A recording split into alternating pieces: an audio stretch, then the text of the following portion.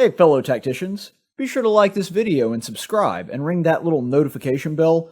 That supports this channel's conservative content, which is good for me, good for you, good for America, but really bad for the dark cyber overlords at YouTube. So we'll start out with Mark 15, 1 through 5. Early in the morning, the chief priest with the elders and scribes and the whole council immediately held a consultation, and binding Jesus, they led him away and delivered him to Pilate. Pilate questioned him, "Are you the king of the Jews?" And he answered him, "It is as you say." The chief priest began to accuse him harshly. Then Pilate questioned him again, saying, "Do you not answer? See how many charges they bring against you?" But Jesus made no further answer. So Pilate was amazed.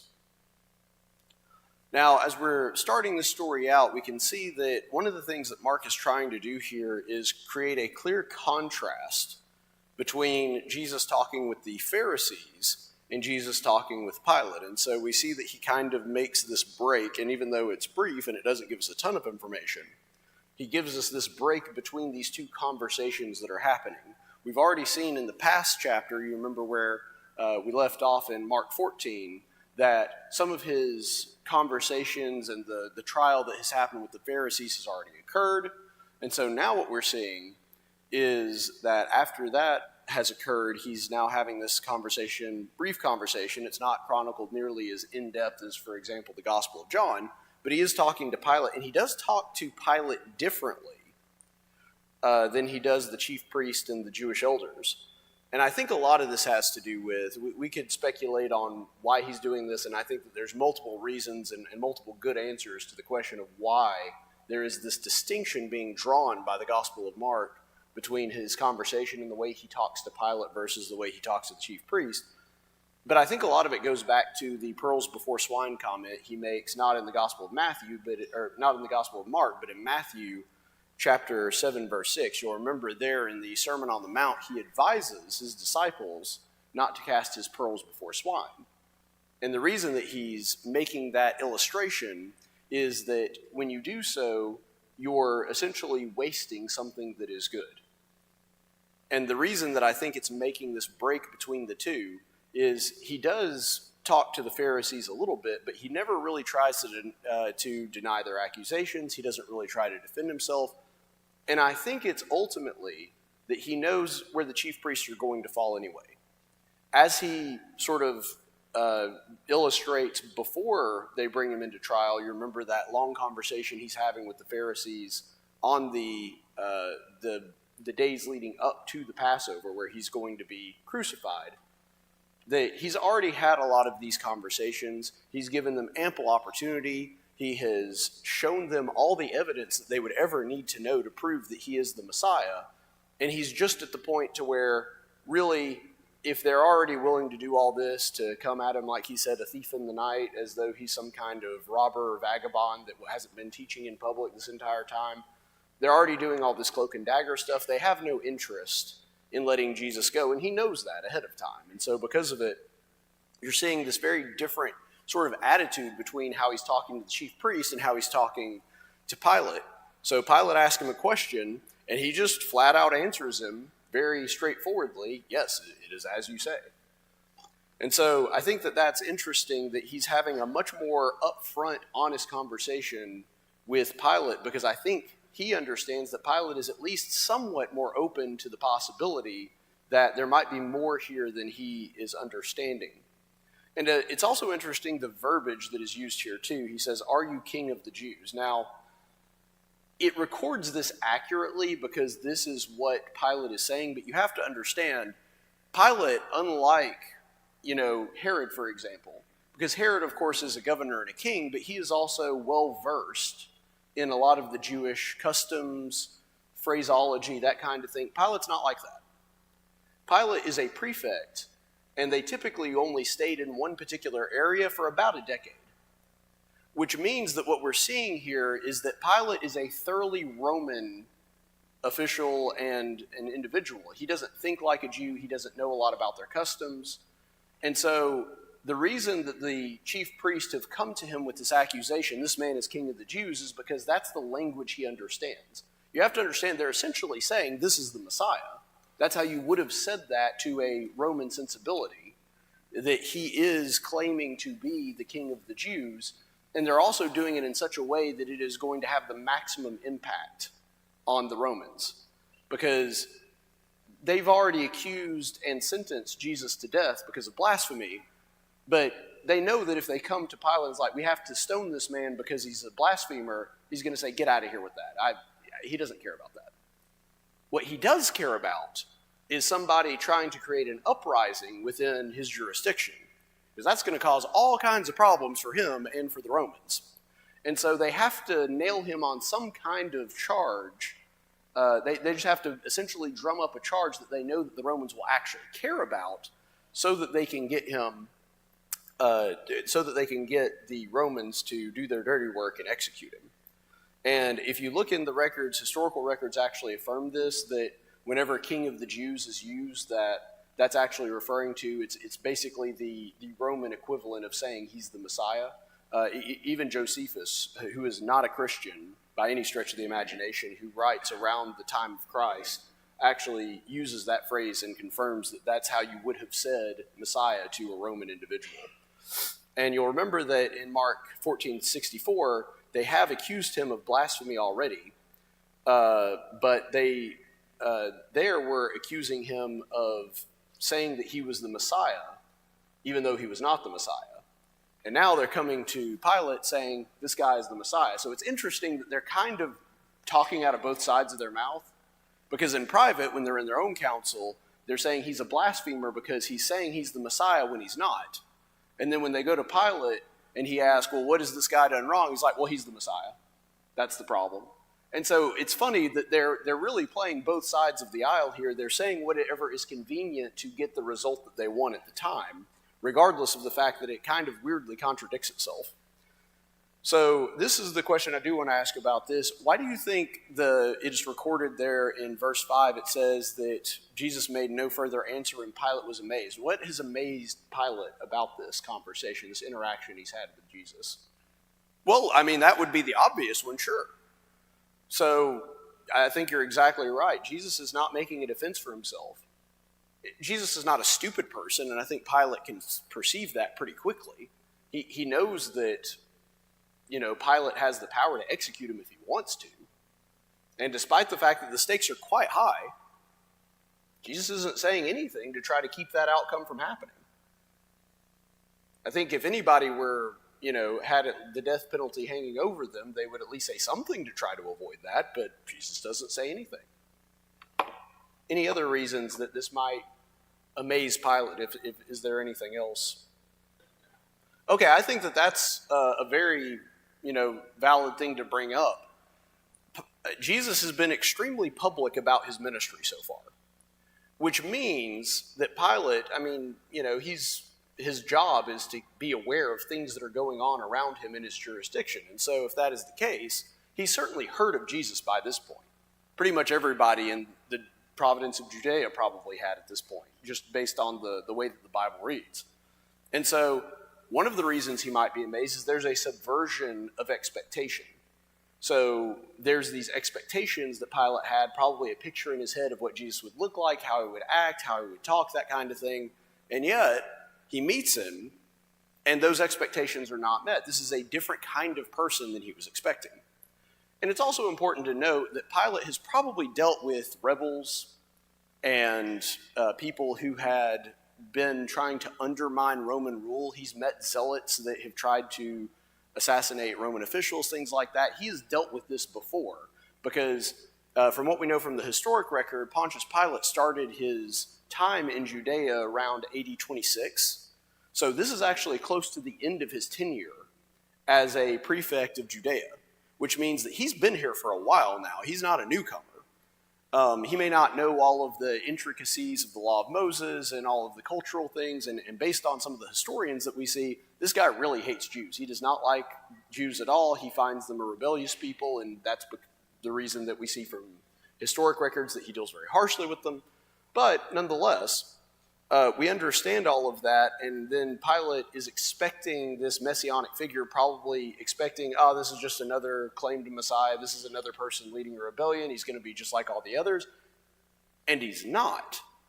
And so, much like a lot of the other people we see in the Gospels, people were expecting one thing out of Jesus, and then when they actually meet him, he's completely different. And so I think that that has a lot to do with Pilate's reaction there as well. Let's go ahead and move on to verses 6 through 10. Now at the feast, he used to release for them any one prisoner whom they requested. The man named Barabbas had been imprisoned with the insurrectionist who had committed murder in the insurrection. The crowd went up and began asking him to do as he had been accustomed to do for them.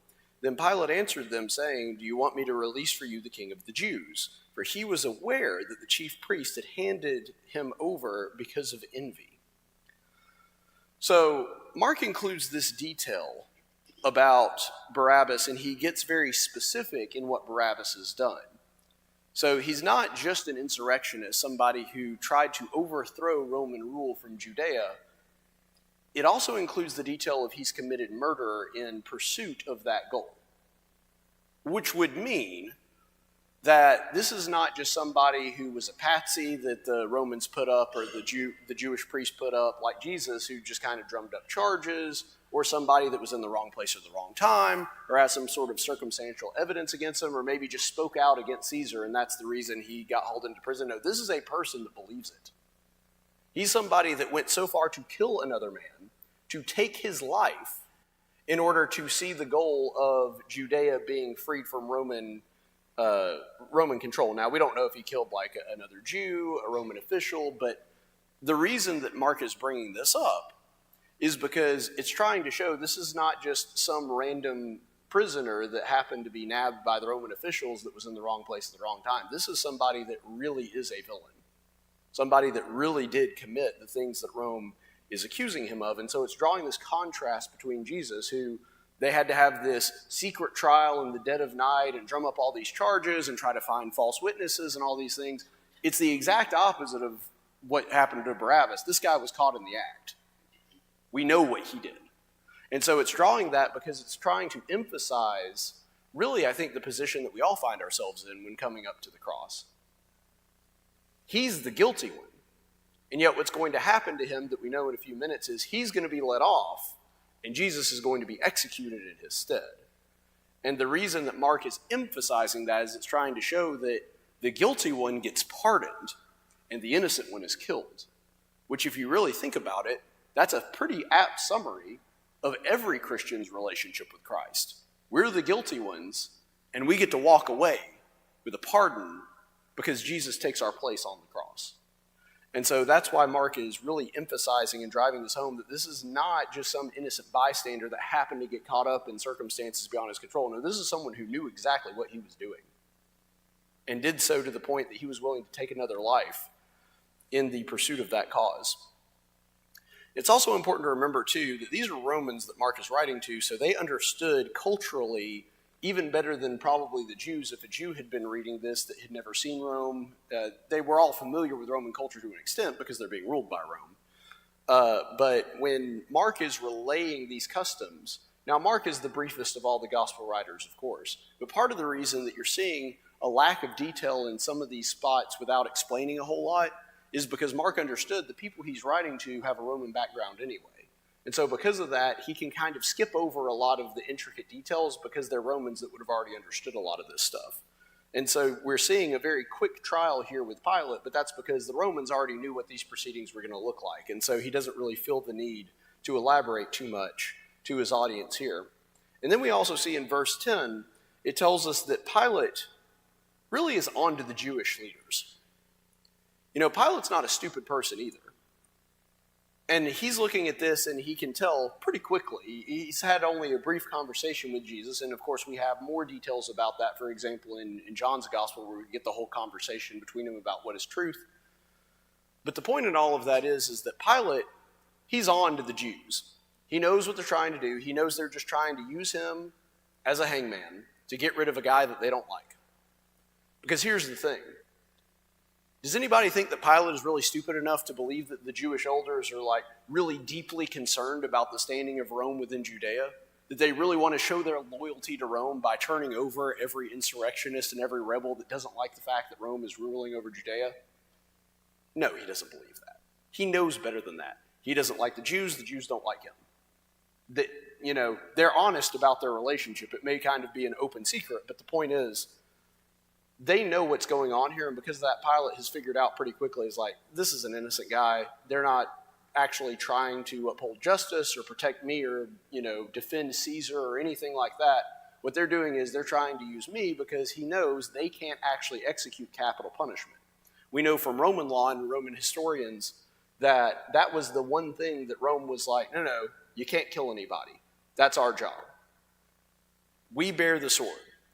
And so because of that, Rome was very strict, and that was one of the very few things that they didn't, because Rome typically allowed quite a bit of leeway for local jurisdiction. That was the one thing that they were like, nope, if you want to execute somebody, we have to be the ones to approve that. And so because of that, he understands what's going on here. He's not hiding the ball. He knows that the Jews really are about just getting rid of this guy because of what Mark's gospel says here, envy. And so it's interesting that we've seen Mark doing all these contrasts between these various parties and various characters involved. Jesus is the only one who is not playing games or has some kind of ulterior motive hiding underneath the surface.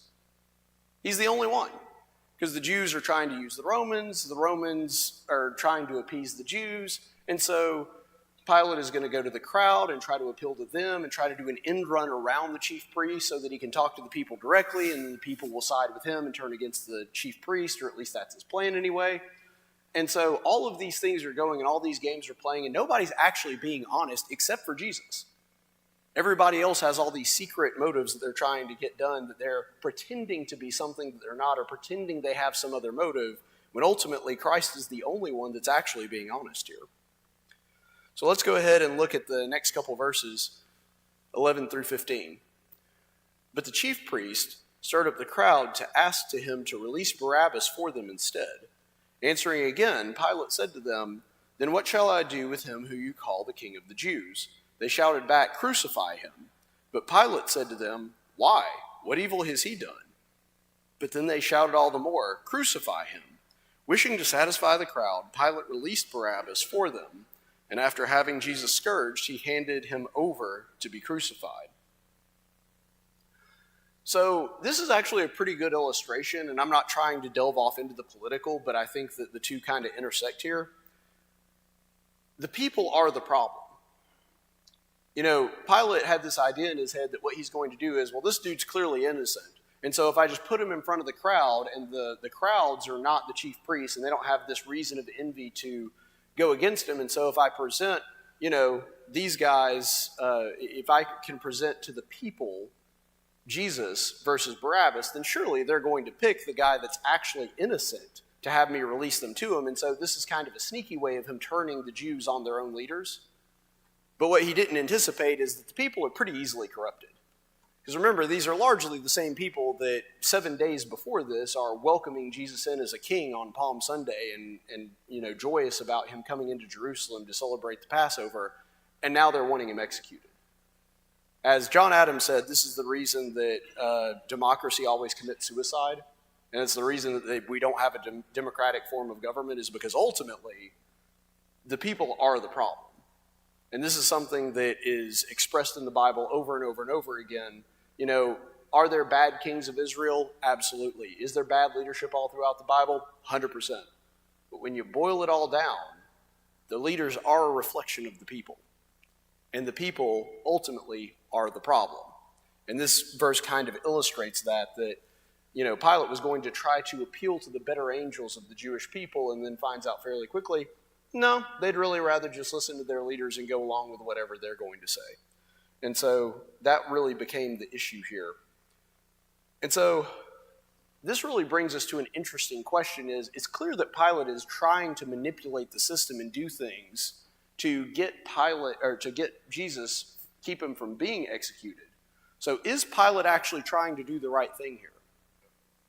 Right, so I do think on some level you're correct that he doesn't really have a religious reason per per se, like maybe the Jews would for letting Jesus go, but he does have some sense of right and wrong.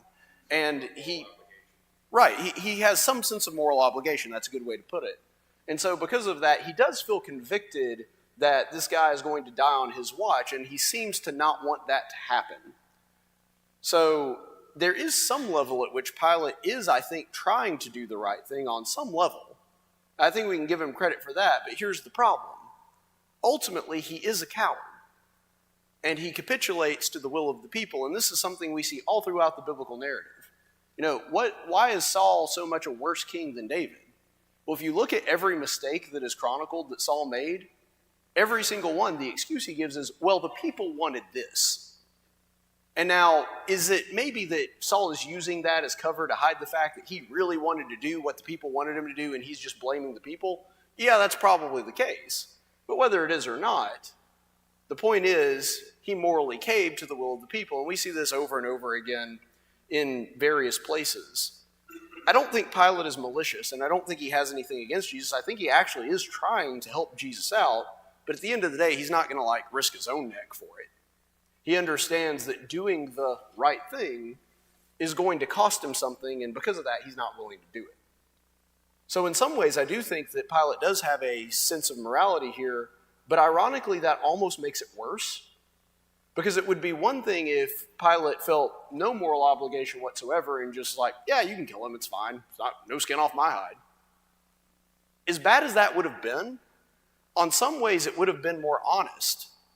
Because at this point, Pilate knows that there is something amiss here and something wrong, but because it's going to cost him, he just decides to go ahead and do it anyway. And in some ways, that's morally worse. Jim? Sorry, what was that? Political expediency. Yeah, that's a good way to put it. At the end of the day, he knows what the right thing is, but he knows this other thing is going to be better for his career, so he does that. See, that's the problem with a lot of people in the Bible. They know the right thing to do, but just like us, sometimes they're tempted by the fact that, well, doing the right thing is going to cost me something, so I'm going to do this other thing. And so that's really where Pilate has a moral failing here. And really, I think that is what Mark is trying to put on display for his readers. He's showing these two men, Pilate and Jesus, next to one another. Pilate is not even willing to risk his job, and not even necessarily losing his job, but maybe just, his bosses being disappointed with him. Whereas Jesus is willing to die to do the right thing. And that's the difference in the two of them. If you want a dichotomy, a separation between the two of them, a contrast, that's it. Jesus has the ultimate courage. Pilate has no courage. He's not even willing to suffer minor inconveniences to do the right thing. And I think, unfortunately, that's a testament to where a lot of us are from time to time as well. Where we come down to it where I want to do the right thing, and I know that this is the right thing to do, but that's going to cost me. And unfortunately, sometimes we don't make the right decision because of that.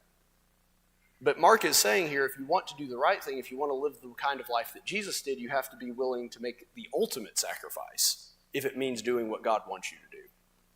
And so that's the difference between the two of them. All right, so let's go ahead and look at the next few verses. The soldiers took him away into the palace, that is the praetorium, and they called together the whole Roman cohort. They dressed him up in purple, and after twisting a crown of thorns they put on him, they began to acclaim him, "Hail, King of the Jews!" They kept beating his head with a reed and spitting on him and kneeling and bowing before him. After they had mocked him, they took the purple robe off of him and put his own garments on him, and they led him out to crucify him. If you understand the historic context here, one thing that's important to note is this thing that they're doing, where they're putting the crown of thorns on and putting on the purple robe, this is actually kind of a parody of something they would have been familiar with, because remember, he's no longer in Jewish custody. The Romans have him at this point. And so this very much parallels the coronation ceremony of a Hellenistic vassal king. And so they have the reed on his head. Now, you may have seen in Greek sculptures and statues, and that was sort of adopted by Rome later. You'll see different individuals or various Caesars that have wreaths around their head, the leaves coming off the side of their head like that? Well, that's because that's how you coronated a vassal king who was under the emperor of Rome. Or the same thing in the Greek. If you ruled a city-state, they were often depicted with the leaves around their head because that was a sign of royalty. And so I don't think that it's the way that a lot of people have sort of described the crown of thorns. Is it a parody? Absolutely. Is this done to mock and make fun of him? Sure. Is a crown of thorns uncomfortable? Absolutely. But it's probably not like a torture device like it's often been depicted as. They're not necessarily going for, we're going to make this as painful as possible. I'm sure it was painful, don't get me wrong. But they're really doing it more so because it's a mockery of royalty. And because he's referred to himself as King of the Jews, they're trying to do this thing that they find really funny where they take basically a weed and a plant that would be unpleasant, a crown of thorns instead of a crown of leaves. And so they're really just kind of making a joke out of Jesus at this point. It's not really done to hurt him. Now, they obviously are hurting him because they're beating him into the head with a reed. So they're not being gentle with him, don't get me wrong. I'm just saying that this is really done more to mock the position that he's in. And really, when you boil it down, this is kind of just a much more brutal equivalent of the Romans cheering for their own team. Like, this is kind of how sports fans will taunt one another. If you've ever seen, for example, some of those game day t-shirts that you'll have with like Auburn or Alabama whenever one of them wins the Iron Bowl, where it'll have like, if Alabama won, it's this big strong elephant and he's like kicking this little kitten or whatever that looks like a tiger, and it's supposed to depict Auburn as weak and frail. This is just kind of the Roman equivalent of that. They're saying, oh, you want to claim to be the king, you want to be the person that's going to challenge Rome? Yeah, well, we're going to do this parody of what a king would look like, and we're going to mock you in that way. And so this is really just done more for sport than anything else. But there is a interesting irony here. People who think they have power mocking somebody who actually does have power. And so there's an interesting dichotomy there. This is a weird analogy, but I think it kind of fits here. It sort of reminds me of this scene in one of the episodes of Spectacular Spider-Man, where some of the bullies are hanging out in the school and they're like on the second or third floor and they start throwing water balloons at him. And Peter is unaware of this, and then his spider sense kicks in and he just jumps out of the way because he didn't know that it was a water balloon. He just sensed there was something, and so because of that, he jumps out of the way, and all the kids are like looking around and staring at him because he just, did this sort of acrobatic flip out of the way to avoid the water balloon. And then, now that he knows that it's a water balloon, he's like, now I have to take one. Because he has the power to dodge it. And he doesn't want to get hit by the water balloon, but he knows, because he has to keep his identity a secret, now he's got to take one in order to get to that goal. Now, this is a much more extreme example of that, but it's kind of the same thing. Because Jesus knows he has the power to end this, the embarrassment, the mockery, and then eventually the crucifixion, the pain that he's going to go through. At every second through this process, Jesus knows I could make this end anytime I want to. And yet he has the restraint and the self-control to not do that. He's essentially doing the same thing on a more extreme level. He's going to take one right in the face, knowing that he could avoid it the entire time because it's the right thing to do. And so there's a contrast between these two, Roman soldiers who think they have all the power and think they have all the control here. They're going to find out one day they actually don't. And I mean, hopefully these Roman soldiers actually became Christians themselves. I don't know that. There's no reason to believe that. But the point is, eventually you're going to figure out who actually does have the power. It kind of reminds me, and this is sort of a personal story that this came up in my mind. A lot of you may know that I did debate back in high school. And I did that through the FFA, and we went on to do really well at the Nationals. We were one of the top performing teams there, and we came within an eyelash of winning a national championship. So I was on the first gold emblem team from the state of Alabama ever, which is something I was very proud of. And then you fast forward a few years, and because my dad was an ag teacher and because I was still around the FFA and helped out with a lot of their events, that kind of thing, I just happened to be at the district level debate competition. And I went to that, but this is a few years after I've been out of high school. I'm not wearing the FFA official dress anymore that has my name and chapter and everything on it. So I'm just dressed like a normal guy, probably wearing something pretty similar to what I'm wearing right now. And I go back to one of these events. And there was a girl outside in the hall, had no idea who I was. Like I said, I've been out of high school for a few years now, so I'm no longer, as well known as I was back when I was in it and was a state officer. And one of the girls outside is from the other team, not Marbury, a different chapter. And she starts talking about how, to somebody else, not to me, but I happen to be sitting very near her, about how, yeah, Marbury's about to go in and, they win every year because they cheat. And was talking about how they're cheaters and they wind up getting everything they get because they're not playing by the rules or whatever. Now, I know that's a load of crap because, first of all, my dad's the coach. And I was on the team, so I know that we're just that much better than everybody else because we work harder than them. It's no deep, dark secret. But anyway, I say all that to set this up because at this point I told her, I was like, well, really, tell me how they cheat. And she didn't have an answer. She doesn't know how they're cheating. She just knows that they are. And I said, you better be careful about what you say to people because you never know who might be listening. Then you fast forward 3 months, and the state convention happens 3 months after that, and she comes into her prepared public speaking event, and I saw when she looked over at me, her eyes got this big because I was her judge. And I didn't hold it against the child. I wound up giving her third place because I thought that was the position that she had earned. I thought she was the third best speaker there, and I even told her that afterwards, like, just so you know, I didn't hold that against you. I didn't want to. But the reason that I bring that up is this is the position that the Romans find themselves in. They don't understand what they're doing, but eventually every human being that has ever walked this earth is going to find out who the judge actually is.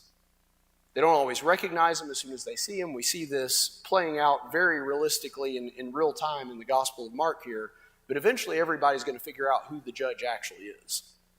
And so because of that, I think that it's interesting that we're seeing this parody of royalty and this parody of fidelity to Christ and his rule being played out when eventually every knee is going to bow for real that time.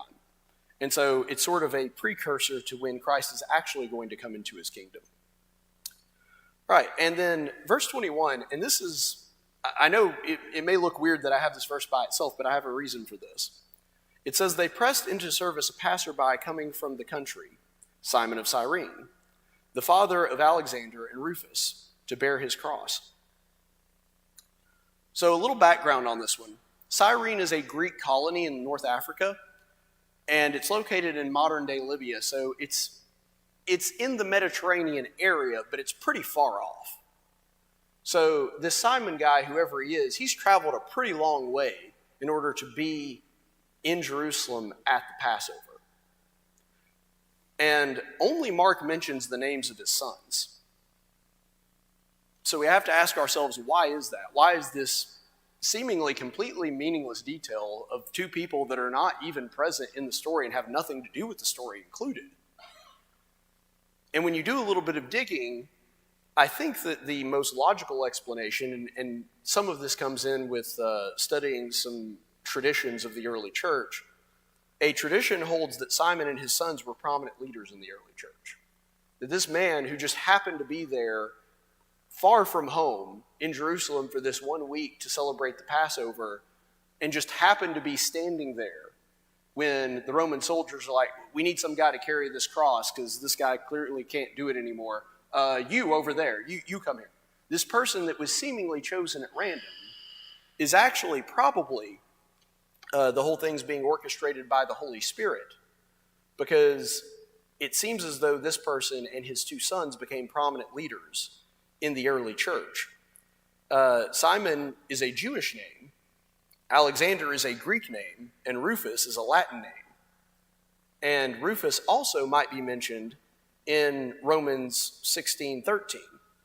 So you might remember that Paul usually gives a list of salutations at the beginning or the end of his epistles. And when he's writing to the church at Rome, he mentions Rufus, which would suggest that this is probably the same guy. Because this is a Jew that was living in a Greek province, which was controlled by Rome at the time. and he has 2 sons with non-Jewish names, which means he probably intermarried, married somebody that wasn't a Jew, or maybe he did marry a Jew, but he just gave them names that would have been more prominent to other people. And remember that Mark's audience is primarily Roman, and we also see this other guy, also named Rufus, mentioned in the salutations of the early church when he's writing a letter to Rome. I mean, it could be a coincidence, but that seems to be pretty strong evidence that the Rufus that's being talked about in the book of Romans, that's an early church leader that Paul mentions, is also the same Rufus of this man who happened to be the person who carried Jesus' cross. And if that is the case, that's pretty astounding, the levels of divine providence that are going on here to reach out to this man. If Simon did become a Christian as well, then it parallels the binding of Isaac in Genesis 22. Because you'll remember what happens in that story is that Isaac carries the wood on his back that is to be his own sacrifice, that he's supposed to go up on the mountain and to be killed and burned on that pyre.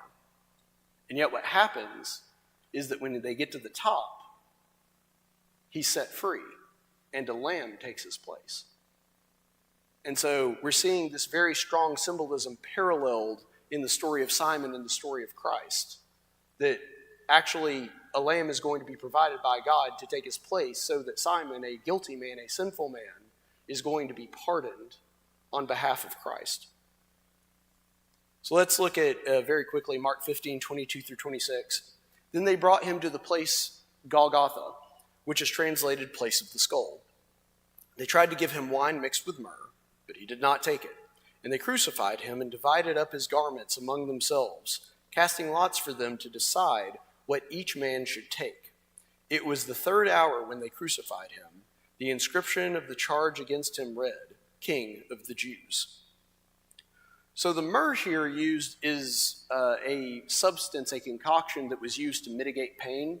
And we do have historic records that this was something that was known to the medical community at the time, and that there were Jewish women that would create this in order to give to the prisoners and the accused to try to lessen the pain that they were about to undergo, which makes sense because crucifixion is arguably the most painful way to die. In fact, the word excruciating, you can hear the crux in there.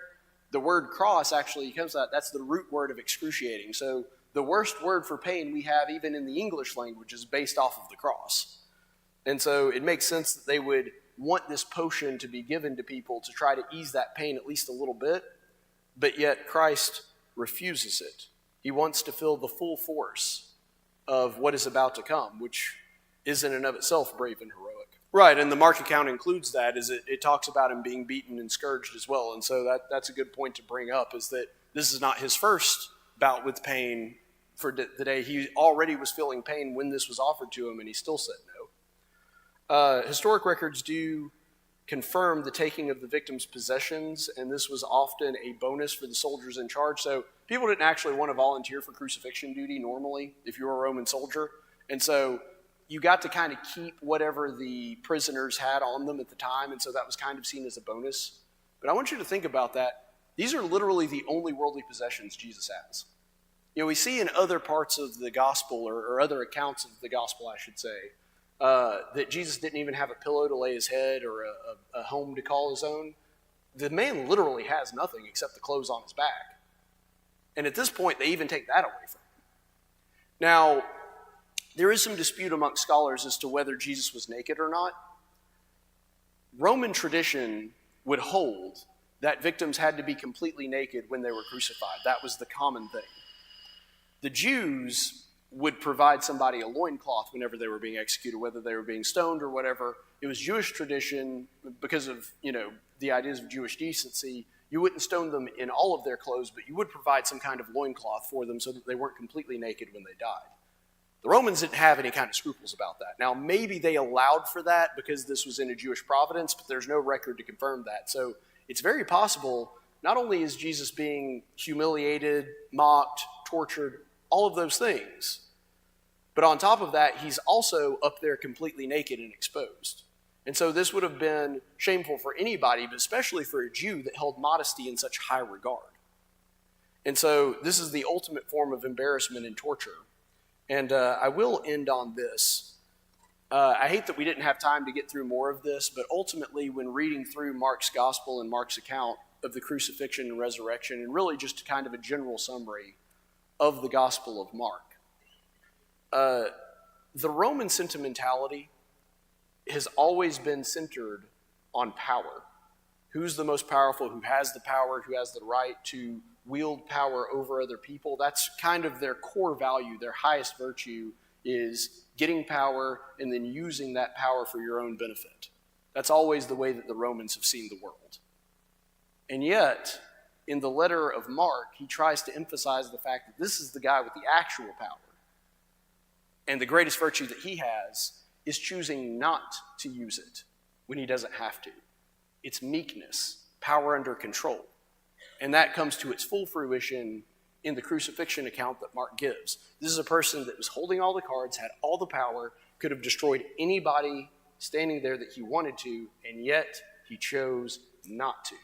That's real power, having the strength to control yourself and understand when to and to not use your power. That's the ultimate form of virtue in Mark's gospel. So I appreciate your time and attention. I'll leave you with that. Ever wonder where Superman gets his incredible powers? Some people say it's the yellow sun of Earth, but I think it's because he subscribes to this channel and likes my videos. Now, I'm not saying that if you subscribe to my channel, you'll necessarily wake up tomorrow as a super strong, nearly invincible alien, but it definitely doesn't hurt your chances.